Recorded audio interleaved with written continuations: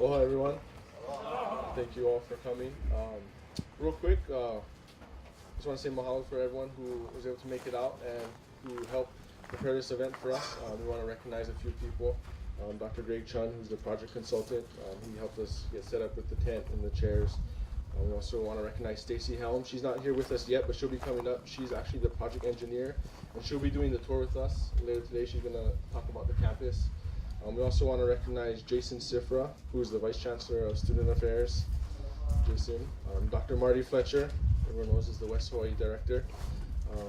And Kawana Beamer from the Kohala Center. For our agenda, we're going to turn the time over to Dr. Fletcher, who has some welcoming words for everyone. And then we'll turn the time over to Dr. Greg Chun, who will be talking about the Palamanui area. And then we'll turn the time over to Richard Stevens, who will talk about the hike that we'll be doing today. Thank you. Aloha, everyone. Aloha. Welcome to your new campus. All right. Okay. Okay. You have seen it. Go out and tell everyone it is here. Okay. We have been, we the community, I've only recently come here. I know the community has been working on getting a campus for our students, for our community for quite some time, but now it's really here. But the reason you're here today is because what is the reason for this place if not for the students, right? So I spoke with folks at the center in student services early this semester, and we really wanted to get you folks that were our existing students out here to have as much of a preview as we could offer, to see the new campus, to know that it really is coming. And so that's the reason we're here today. How many of you guys are graduating this year? Okay, any graduates? You're welcome. This will still always be your campus. Even if you're finishing this year as an alumni of Hawaii Community College or the University of Hawaii Center, this will always be your campus, and we'll make sure that you are welcome here, okay? Also, we want it to be the whole community's campus, so the main focus here, of course, is the higher learning, but higher learning happens best when it's in the context of community, of the real lives that people lead, whether it's in business, whether it's in their community, whether it's in their families, right? So that's what higher education is about. So we're also going to try and make sure that we have a lot of opportunities to engage with the communities. One of the things that we're going to be announcing very soon, and you're all welcome to participate, you're also welcome to mention to your family and friends to participate, is we had the, as you know, you hear about it all the time, the legislature and the university, funds are tight, okay? Well, one of the blessings that's come out of that is that they took the landscaping budget out of the project some time ago. And what we realized very quickly was that there's so much goodwill, so much aloha for this place already, that so many people were coming and offering to volunteer, plans to volunteer their efforts and their labor. So what we've decided to do, we'll be actually launching a project during April, which will be to actually plan and complete the landscape based on the community's input. So you're all very welcome to be a part of that as we go forward. Next, I'd like to just introduce Dr. Greg Chun to give you guys a bigger picture of the community environment immediately in which the new campus is going to sit. We'll also have a chance for you to ask some specific question and answer of us later on, if you have come with those about the campus, or if anything occurs to you that you'd like to ask today. But first, we'll just hear from Dr. Chun. Hello, Mike Kako. To reiterate and to build on Marty's welcome, I'd just like to welcome you home, because that's what this is. This is your new home. This is your home. It's because of folks like you that a lot of people for many, many years, fought to have this campus built. And so we're so happy to be a part of it. But really the great honor is not whatever we've contributed or the university's contributed or other people in the community have contributed, but the real honor is that it's for you. So welcome home. As Marty said, my name's Greg. I do some consulting work for the developer of this side of the community, and they're called Palamanui Holdings.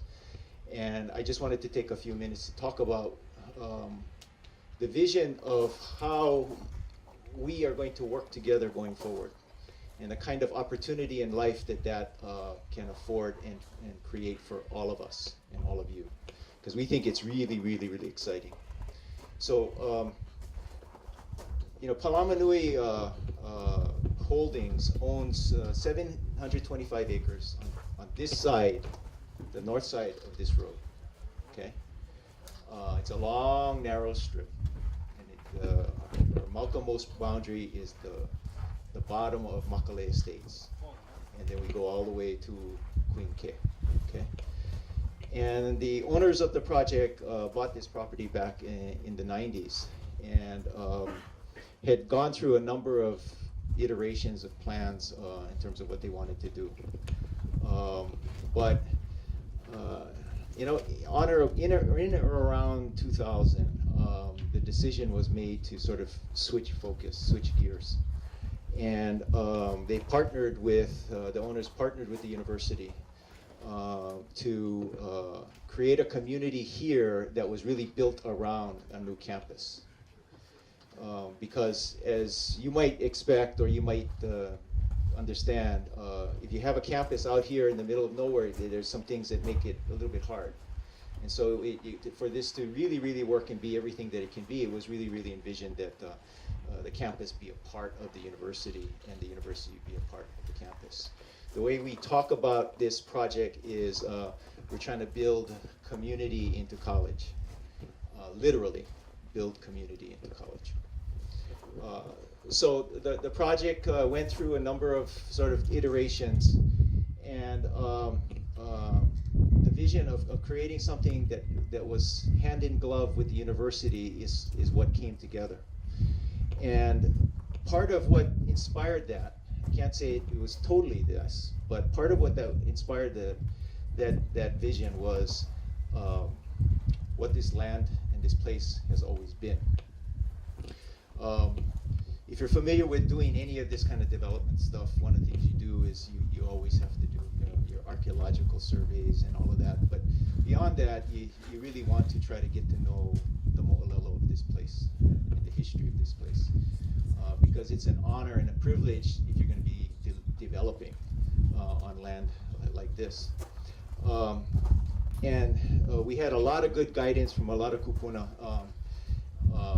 And Kale's father was really kind of instrumental in helping us in those early years. Uncle Karen gave the name Palamanui. He was Paniolo with Hui Hui Ranch, and we asked him, "What did you guys call this place?" And he said, "Palamanui." We said, "Why?" He said, "Well, there's many reasons, but obviously one of the reasons is that it was always known for its lama, really rare and very special native tree." But as we started to get deeper into it, and we did our research, we began to understand that this place is actually much more than what most people see or think of when they see this place. Some of that research has shown that if you're familiar with, and I know down at your other campus, down in Kealakekua, you folks are smack dab in the middle of the Kohivi, the Kona Field system, if you're familiar with that. It was an agricultural system that the Hawaiians had developed that went from Kealakekua Bay, and we weren't quite sure how far, but we knew it came up pretty far north. And through the work of a young Native Hawaiian scientist, Noah Lincoln from this island, who did his work at Stanford. And he studied the field system, and more specifically, he studied what's called the Kalahulu, which is a zone within that system where the Hawaiians were known to have grown tons and tons of ulu. And as it turns out, this property, hang on a second, ends up being the northernmost boundary of the Kala'ulu. This is a map that Noah shared with me. This is Kealakekua Bay down here. This is the Ahupua of Keokea. This is the Ahupua of Kau. This is where we are right now. Right here is his mapping of the Kala'ulu, or that zone in which they grew ulu. They were known to have grown ulu. And what that began to suggest to us or tell us is that actually these were actually agricultural lands in their own way. And so we started looking at that more. Our archaeological surveys and whatnot had actually shown that. And as we've been out in the land with Richard Stevens, Dr. Stevens, and his community groups and his students, we've discovered up Mauka there remnants of that northernmost part of the field system. So our kupuna were growing food out here, and they were growing food in some pretty tough conditions, but they had figured it out because they were the best at figuring those kinds of things out. And that's an example for all of you and for all of us about what this place can be. But we also found out through some of the historical and ethno-historic review that these lands were referred to as kahuna lands. If you read Kamakau, he talks about these lands right here being kahuna lands. And we never knew why. Anakala Karen shared with us that in these lowland forests, which came down much further Makai than you see now, was an ideal environment where a lot of the lapa'au was harvested for medicinal uses. This was a lot of the plants that they used for medicinal uses came from this kind of environment. And we also know that one significant kahuna's name is attached to this place, and that was Heva Heva, if you're familiar with Heva Heva. So lots of reasons started to sort of come together, and it just felt like the right thing to do, that what this community needed to be was a community of learning, a community of teaching, a community of growing and nurturing, because that's what it always was. And it was really kind of out of that a confluence of a number of those kinds of things that the vision for the community that's being planned now has come about. So you folks are the anchor tenant. You folks are the first one in. You guys are going to be the big cheese in town. Okay? Awesome.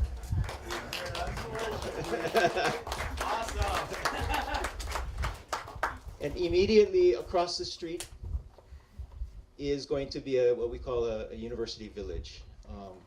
It's some commercial and some retail, offices, Starbucks, sandwich shops, bookstores, those kinds of things.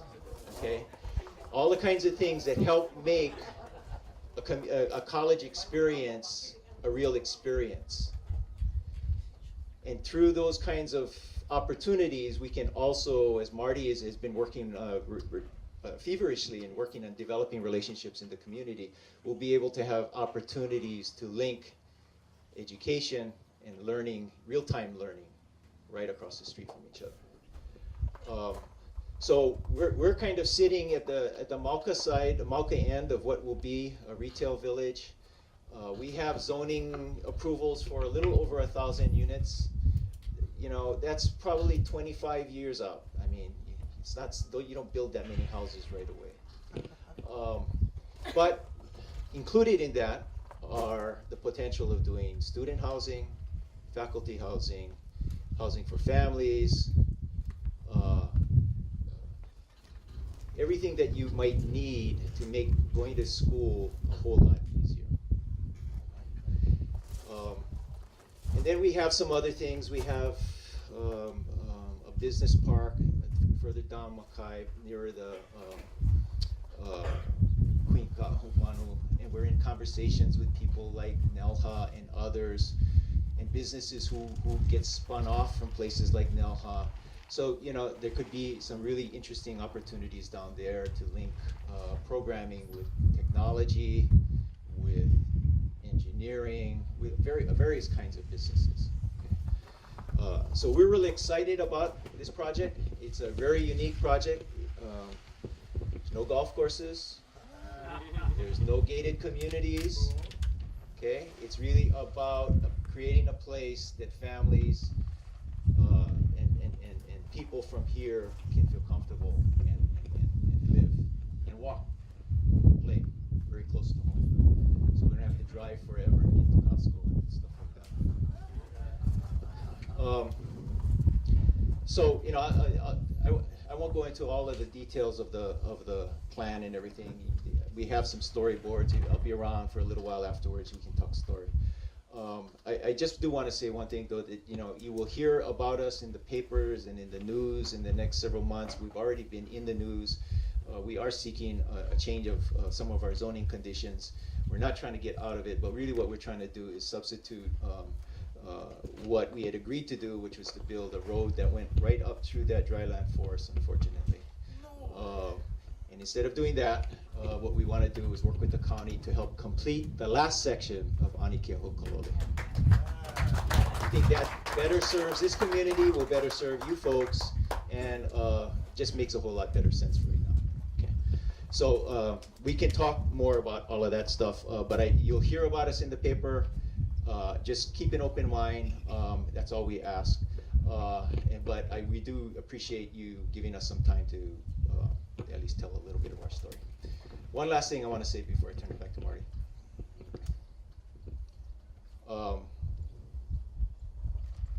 There's a concept. Imagine for a moment. Let me back up. We know that our Hawaiian ancestors and our Polynesian brethren were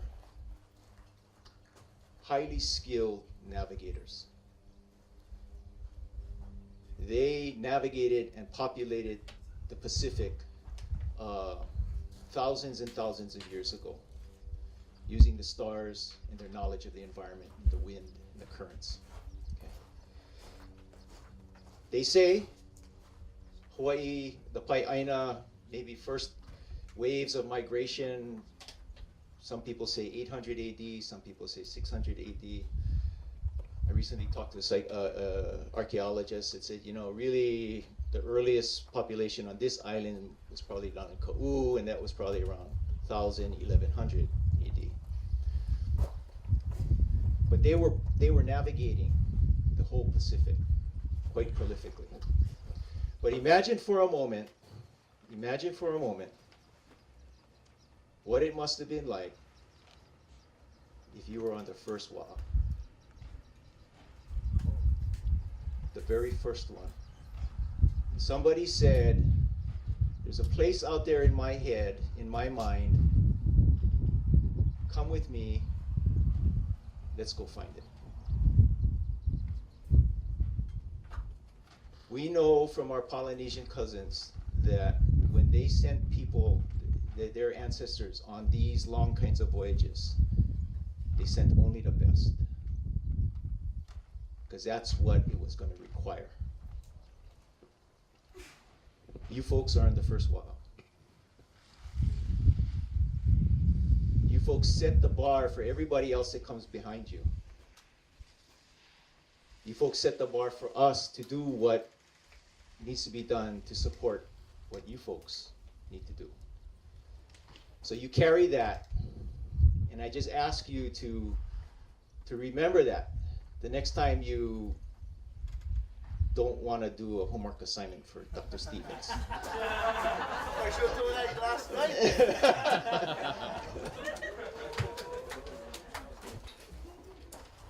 You folks are on the first wa'a. We're really pleased to have you. But with that honor comes a responsibility. So you folks got to set the bar for everybody behind you. Mahalo. Mahalo, Greg, and thanks very much. That was one of the reasons for having you guys come here middle of semester. You got the rest of the semester to go, and when you know that any motivation you can get is appreciated, and so thank you for that, Greg. And next, speaking of motivation, we're actually going to make you guys get up out of your seats and go out on the Aina with Richard Stevens. Kalei is going to give you some instructions on just how we're going to do it, but we're not going to send you out there just willy-nilly. We've got a plan, so here you go. Thank you. Aloha, everyone. Okay, so you guys all ready for exercise? Okay, so we've got, as you already noticed, what an exciting afternoon and what a blessing it is for all of us to especially hear from Dr. Chan and what he had to say to all of us. So what I'd like to now let you folks know, the next thing we're going to do is our hike with Dr. Stevens. So we've got 2 vans here. We're going to do our best to shuttle you folks up Mauka as quickly as we can, but safely. So the rest of you who are not in a van, just, you know, what you guys may want to do, and of course for all of you, make sure you folks grab a bottle of water if you don't already have something. Grab a snack, you know, throw it in your backpack or your pocket, whatever it need be. Because once we get there, it's no coming back. No, just joking. We'll be back. We'll be back. I promise. So bear with us. So we're gonna take you folks probably. I mean, you know, as much as we can fit in the van. It's just a really short way up. And then the rest of you just kind of kick back. You know, grab your things, get your stuff together. We're gonna get up there real quickly, and Dr. Stevens, you'll address us up there. Or did you want to say something before we leave? Okay, everybody. You see these plants up here? We want you to take those. If you've got a place to plant them, you know somebody that does have a place, we want you to go home with those today. So feel free to take those with you when you depart here today. The other thing about the hike, remember this, that which does not kill you makes you stronger. Got it? It's going to be a brisk walk. So let's go.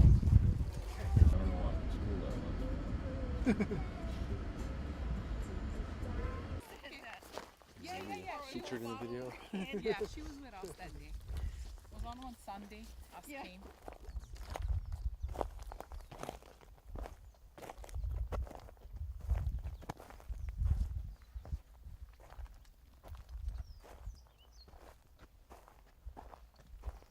Can tell you and Hunter. You stay ahead of the Yep.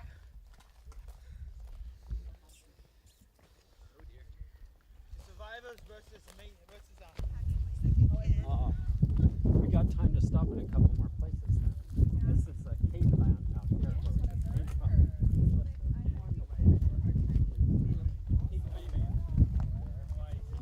Be easier now. Let all the youngins go.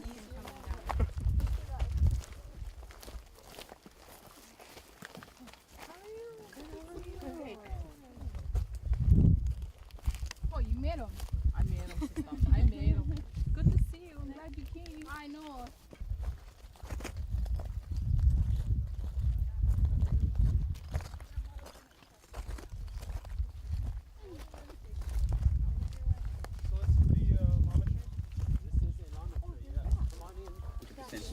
Come in a little closer if you can, Rick and Alan. You want to get the llama vibes here.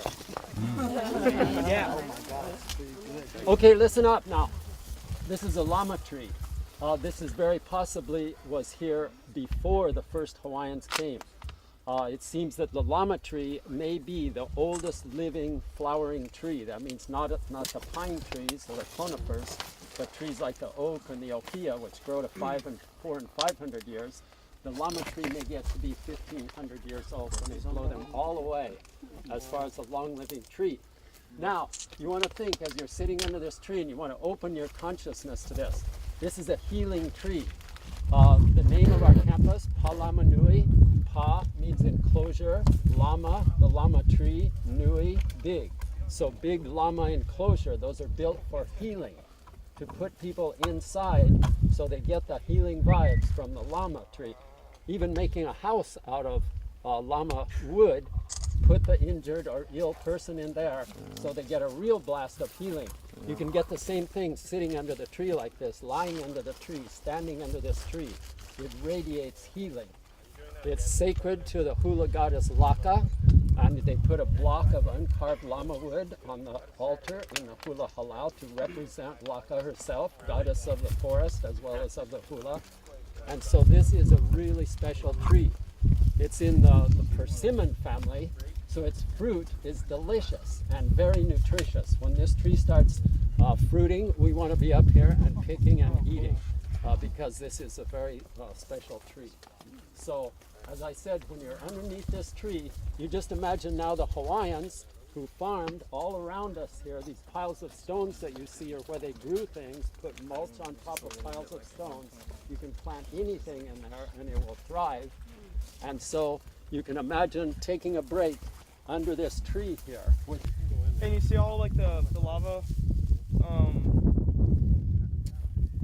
the rock walls right there? Yeah.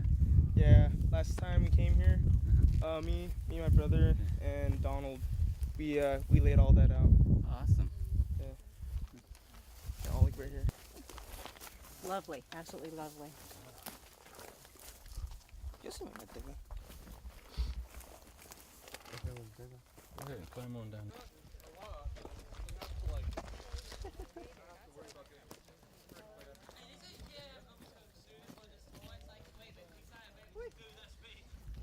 And when you come here, having that knowledge, you want to open yourself to it too. You want to take it away with you. You want to spread it wherever you go. So these are places where we can get energized when we come out here. You know, we are standing in the place where they stood. We're in the place where they worshiped. We're in the place where they worked. All of that is powerful.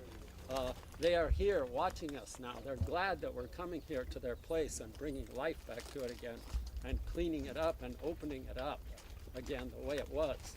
So this is a great thing that you are here to be part of all of that. We're part of their lives now, just in the same way that their lives are part of us. Anybody got any questions? You are a terrific group to scurry around so fast like this in a limited time frame, but still to get so much out of the visit here. So a big mahalo to you all for that.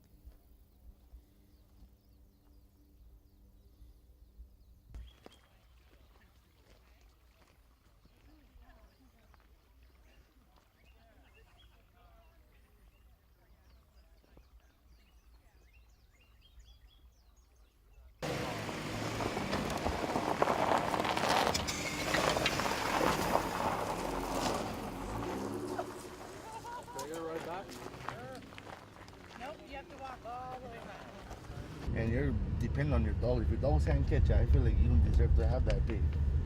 So that's why I use rope. And half the time the dogs end up piling them and just go down there and grab the pig and knock them down.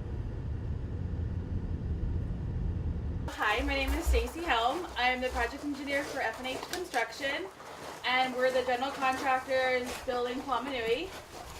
We have 7 buildings kind of broken up into a lower bar, middle, upper, and then the south bar, which is going to house the administration office and the science lab.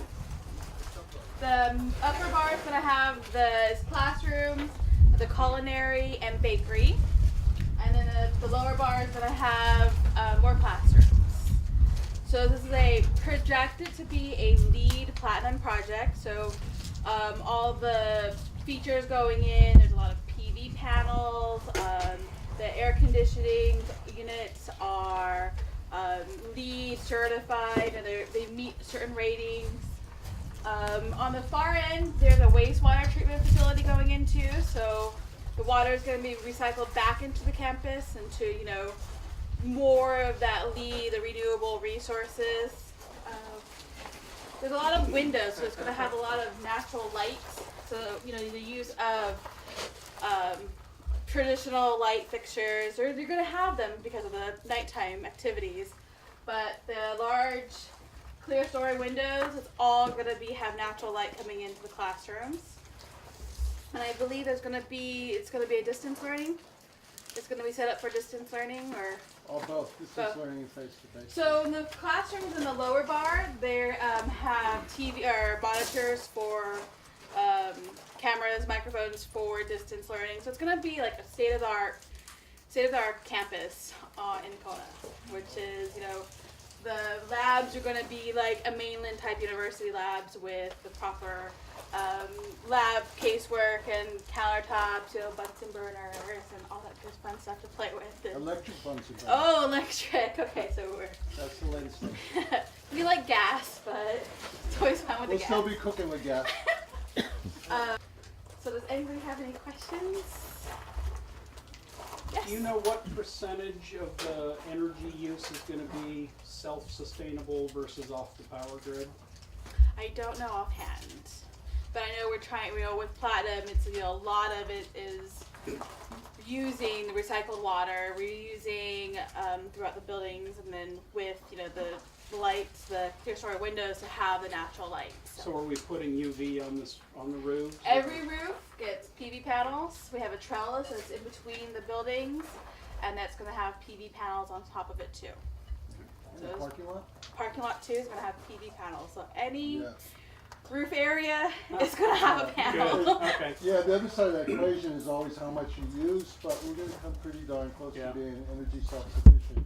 And we will be at nighttime, after everybody goes home. Well, because you know, in the afternoon it's warm, so you're going to need some, you know, you definitely need the AC. Yeah. The windows and doors have magnetic locks or sensors on it, so like if a door is open or a window's open, it's going to shut off.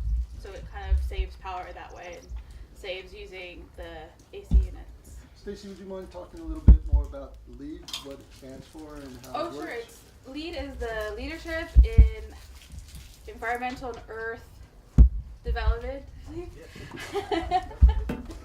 And so you have to have certain criteria. All of our products coming in is LEED certified, so they have been manufactured or produced with sustainable materials. Like the wood coming in for the cabinets have been harvested from like an eco-sensitive or a FCS forest, which, you know, is once they harvest, we're going to plant again, so it's going to always renewing. There's walk-off mats in front of the door, so it kind of helps track in the, you know, traps the dirt, so that way the floors stay cleaner and you're not tracking stuff in. We have the windows, big ass fans, so those are really fun. They work good. They work good. There's 7 of them? 7. There's 7 fans. So I think the library has like two the large ones, and then the smaller classrooms have, you know, smaller fans. Do we have any in the admin and student services? No. No, that's just going to be like air library, yeah. conditioning and, okay. Yes? Which building the library will be located in? The library is going to be in the upper bar, so you see where the mechanical pad of all the condensing units. It's right there on the trellis. So you'll be looking out into the parking lot, into the other south, the administration offices, and it's going to have a testing room, a computer room area for computers, and then books. It's the library. We're going to have high-speed internet? That's actually a university question. Yes, so. we are. Yes, we are. Yeah. We've got some of the fattest internet pipes in the state here in West Hawaii, because they come in just down here at, I think it's at Mount Alani. There's actually a room that UH has with the, I forget the name of is a conglomeration that actually brings the internet statewide, and that's one of the biggest pipes coming onto Hawaii Island. Yeah. How many megabytes per second? It'll depend if you're on wireless or if you jack into the wall, but we'll certainly have T1 or greater. Certainly have greater than what we have. Maybe we should go from culinary to a technical engineering campus. We're still finalizing the network planning for it. Right now, that's one of the big jobs that we've got to do, because we'll come in and do that at the end of the project. After it's not actually in the contract, but it's something that the university looks after. Are there going to be any vending machines? What do you guys think about vending machines? Awesome. I love vending machines. Yeah. Awesome. Makes America fat. Yeah, you gotta do stuff. Yeah. Well, I'm actually, one of the things is that, as Greg said, that it's envisioned that we'd have all the amenities here at some point. At this stage, we're out here on our own. And aside from what you'll be bringing on campus with you, we will have culinary making meals from time to time, but certainly not every day. And so one of the solutions that's been talked about is you can get these self-contained vending machine packs that even have solar panels on the roof, and you sort of drop them in place. The thing is, though, getting back to this is a LEED campus, and we're all about, in this LEED campus, we have an opportunity to not only, the way we run the campus, run it sustainably now, because it's been built so sustainably. That seems to be one of the things that we want. Another thing is that the way the LEED ratings work, right? You get points during the construction process, and you get a rating. So platinum is the highest level of points. So everything's been designed, including the way that they get rid of the rubbish left over from the construction and all that kind of thing. Now, there's another opportunity for us after we get handover of the building, which we may be able to pursue. It's called Operation and Maintenance Certification from LEED. And so we would probably lose points for having vending machines under that kind of system. So that's why I thought I'd ask you guys that from that point of view. They're nice, the convenience and everything, but it's also has a pretty big environmental footprint, vending machines and so forth. So the question is, should we have them? The other thing we're thinking about is, will we be able to get by with getting some of the best lunch trucks in Kona to come up here? Provide service. That's another idea. So I'm really glad you asked about the vending machines, because you can tell. Yeah, go ahead. So what can come up? We'll need lunch trucks and stuff. I like to eat. We'll put you on the lunch truck advisory committee. There you go. Guarantee you come every day. Yeah. You'll be rich for me. The point I'm making is that in the early days of this campus, we're going to be pretty unique in terms of we're going to have to make our own solutions to some things, but we also have opportunity to be creative and be really Akamai about the way we do things. How about water fountains? Water fountains we will have. Yep. You may have heard talk about the water in the campus. Has anybody heard talk about that in the papers or things like that? It's good. Well, water is an issue within the Kailua Kona community right now because of the watershed management and the issues where the national parks are petitioning to have it made a designated water protection area. And some people that are against that have been saying that because that's happening, the campus won't open. I just want you guys to know that if you do hear that from anybody, that's not true. We will have our water meter. We've already made provisions with the county that we will have enough water to run phase one. Now, if something happens and that affects development generally, it may affect us going forward into the future, a long time from now, when we go to build other phases. But the current phase one, no problems with water, okay? And water fountains. Yeah. Oh, I have a question. Yeah. About the water fountains. Are they gonna have? Are they gonna be from the tap, or is it gonna be like purified water? It'll be from the water mains, most likely. I don't think we have any in the plans for purified water. I know we get, this could be using a lot of the reclaimed water for irrigation, for like potties, but not for drinking. And there's There is potable water and then there's non-potable water on site. Yeah, but, and also I just realized why you asked about water fountains, because of the situation that occurred up at Kalakakua for quite a long time. So, I know we owe you guys an apology for that. That was one of the first things that I took care of when I got to Kalakakua, was getting the water fountain fixed and put in a place where everybody could use it. I don't know, were you referring to that, or? Oh, no, I was just, okay. I was just wondering if the water is going to be purified or not. Yeah. At this stage, I don't think there's any specifications for something that develop. Again, where, there's, like I said, the budgetary pressures are there, but it doesn't mean that we couldn't find a creative way to get them on the campus, if that was something that everybody felt a need about. One person wants purified water, the other guy wants junk food from the vending machines. We gotta work towards some consensus first. Yeah. Are we gonna have more degree and class options, or is it gonna be the same as Kalakakua but moved here? In terms of class options, what do you mean more? Yeah, more like a variety of classes we can take, or different degrees, or is it just going to be the same? There won't be a lot more degrees per se. The first phase is mainly going to be the same programs that we've got now. We are looking at bringing in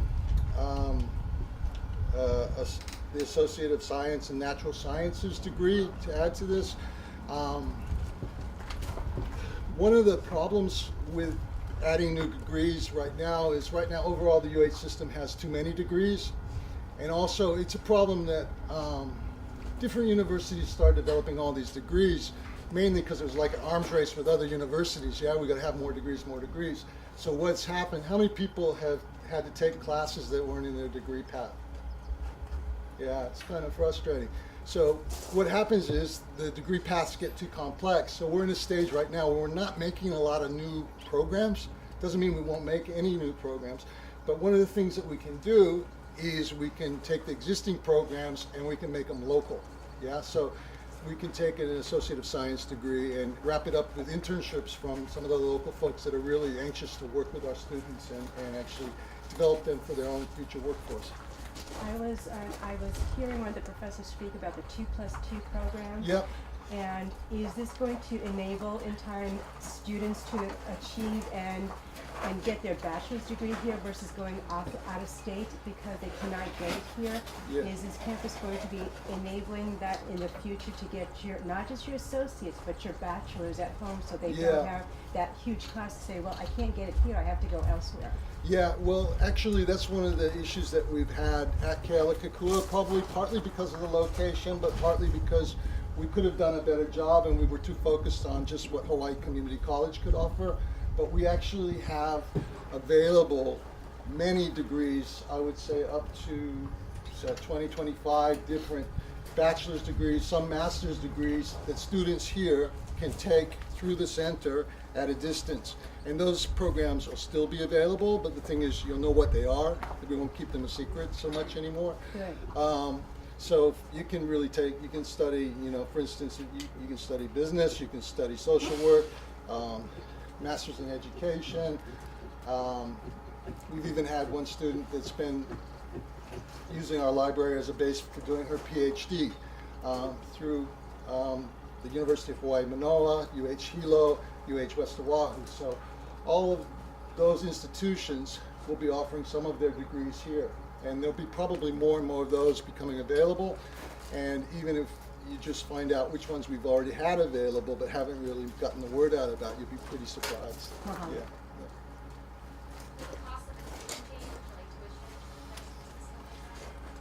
Yeah. Right now, there's a scheduled slight tuition rise for the system, but I've heard that the Board of Regents is reviewing whether or not they're going to actually put that in place.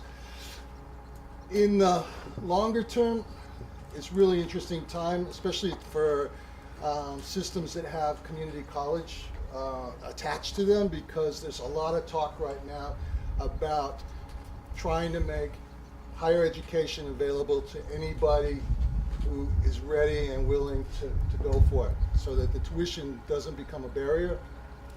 We're certainly hoping and planning to be part of that movement, and there's some things underway which will be coming available within the University of Hawaii system and be extended hopefully sooner rather than later to local folks and local young people.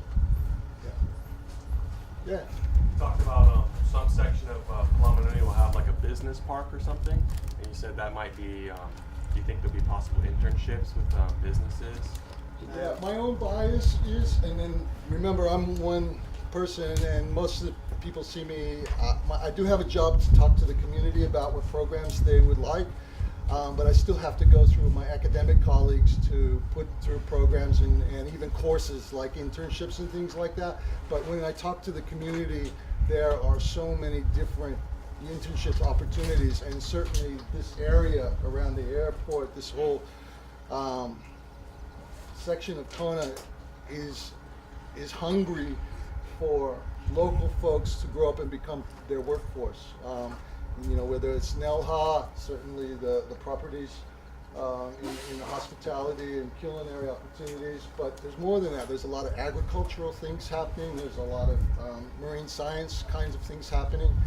And all of those folks, we're talking to them and looking at how they're going to engage not only with our students, but even maybe with, we're also working very closely with West Hawaii Complex Department of Education here to talk about ways to get kids on a college pathway sooner rather than later, so more kids will come through college, you know, and not just the ones that are always going to go from the day they were born. Yeah. Anybody sleeping yet? I don't blame you. You got some exercise, didn't you? Tell me about the trip. Tell me, what was the highlight? Somebody tell me their highlight of the trip. People fall down out the best. Did you help them up? Oh, I never see them myself, but I don't see the blood marks. Okay. Yeah. Anybody else have a highlight? The tree. The tree. Yeah, the tree. That was definitely pretty cool. Yeah, that's amazing, sitting under that manna tree and thinking about, you know, as Dr. Stevens says, it could be as old as 1,500 years old, and you think about how many people have sat under that tree, how many people have gotten fruit off that tree over the years. It's amazing. Dr. Stevenson did a great job. It actually entices me to want to attend one of his programs. It's so great. Yeah. Yeah, I didn't just say it.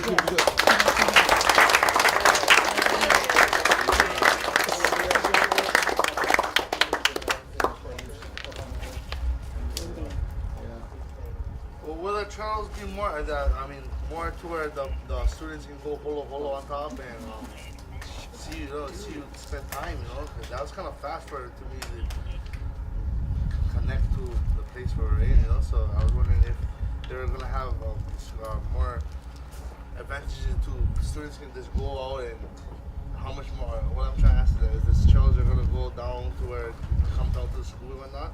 Yeah, well, if you talk to Dr. Stevens, the vision for the whole potential to restore, because the trail system has potentially got, you know, paths that come back down to the college area. So there's a vision of that, but you know what's making this happen so far, in addition to one very special gentleman that happens to be, you know, part of our community, is that he's reached out and he's gotten people to come and help him, community and students. So if that energy stays focused on the trails, and also, you know, as I mentioned earlier, we want to make that kind of a theme with the aina around us, so we fit into the aina like we should on the campus. Then the answer is yeah. I mean, we want everybody in the community and our students to be involved. They call it, the teacher, he was saying, you know, that's a place where our ancestors walked, you know, where they were, where they sat, where they eat, you know. Yeah. It feels really, you feel real more connected than to come to school. That'd be a good thing to have school, do your bookwork, and then go venture, you know, and maybe go up to a trail and you have a vision or something, you know. I mean, the Hawaiian way gives you. But we're not looking to put up barriers for people doing that as part of their studies. We certainly expect that, you know, colleagues of Dr. Stevens will also find reasons to take their classes up to that part of the aina. Not just that part, but also up into the forest. We're talking about how we can cooperate with the forest, and you know, all around this island, it's got so many special places that are, you know, relevant to a lot of the coursework in the degrees that we offer here. Yeah. Getting back to food, I'm in the culinary program. And I was wondering if you folks are going to have plans for like a dining room, like how HCC Elo is. Yeah, there is a plan for a dining room. Right now, the dining is going to be. This is a very chic European term. You know, for Paris sidewalk cafes and things. Al fresco, yeah, outside under one of the trellises. There are 2 classrooms there. It's actually a big room that has a dividing wall that's, you know, one of those ones you open up and close, make 2 rooms. And that eventually was built that way next to the culinary kitchens, the bakery and the teaching kitchen. And so it could be turned into a big dining room. But that's taking up right now 2 classrooms. So when we build more classrooms up there, just south of that building there, then the idea is that would become a full-time dining room. That's the plan. But you know, it takes a while to get to the plan. You know, we're sort of just really grateful to have what we got right now. Yeah. Well, anything else that needs to go in the program, Cameron? Any other questions for? Okay, I just want to congratulate you guys on coming up here. I want to wish you well in the rest of your semester. Do really well. For those of you graduating, I look forward to handing you your diplomas and shaking your hands. And I'm cuddly too. I might even give you a hug. Wish you the best, and thank you for coming up here today to find out about your new campus.